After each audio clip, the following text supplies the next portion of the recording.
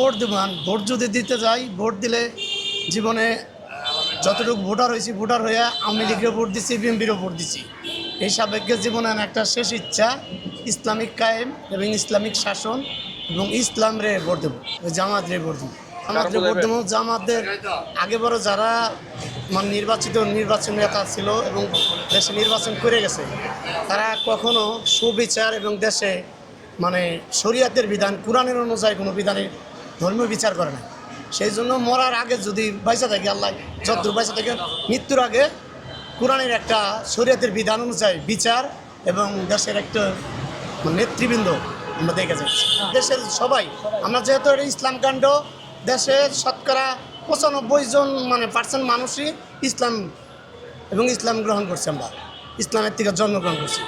সেই জন্য আমাদের এই দেশে চাই আমরা যে একবার অন্তপক্ষে ইসলামের শাসন এবং ইসলামের নৈতিক আইন বিচার হোক দেশে।